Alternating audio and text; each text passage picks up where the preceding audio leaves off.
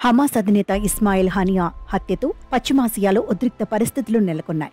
ఇజ్రాయెల్పై ప్రతీకార చర్యలు తప్పవని ఇరాన్ స్పష్టం చేసింది. ప్రత్యక్ష దాడులకు దిగాలని ఇరాన్ సుప్రీం లీడర్ ఖమేనీ ఆదేశాలు ఇచ్చినట్టు వార్తలొచ్చాయి. ఇజ్రాయెల్ను వదలబోమని హమాస్ సంస్థ కూడా ప్రకటన చేసింది. హనియా మృతితో పశ్చిమాసియాలో పరిస్థితులు దిగజారే అవకాశం ఉంది. దీంతో పలు విమాన సర్వీసులకు ఆటంకం కలగబోతోంది. ఇజ్రాయెల్ రాజధాని టెల్ అవీవ్, ఢిల్లీ మధ్య ఎయిర్ ఇండియా విమాన సర్వీసులు నడుస్తాయి. ప్రస్తుత పరిస్థితుల దృష్ట్యా విమానాలను రద్దు చేశామని ఎయిర్ ఇండియా ప్రకటన చేసింది. పరిస్థితిని ఎప్పటికప్పుడు సమీక్షించి సర్వీసుల పునరుద్ధరణపై నిర్ణయం తీసుకుంటామని వెల్లడించింది.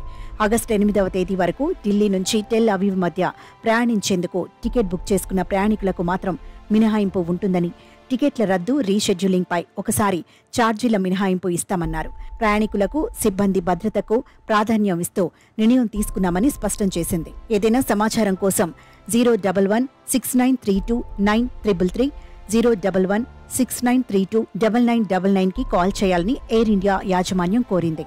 ఢిల్లీ, టెల్ అవీవ్ మధ్య వారానికి 4 సర్వీసులను ఎయిర్ ఇండియా నడుపుతుంది.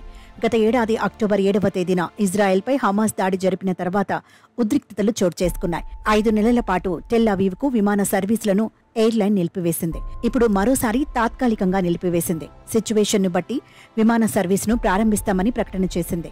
హమాస్ అగ్రనేత ఇస్మాయిల్ హనియా లెబనాన్లో Hezbollah senior military commander Fuad షుక్రుపై ఇజ్రాయెల్ దాడి చేసింది.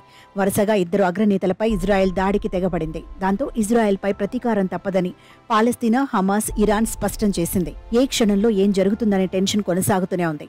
ఈ క్రమంలో విమాన రాకపోకలను నిలిపివేస్తున్నామని ఎయిర్ ఇండియా ప్రకటన చేసింది.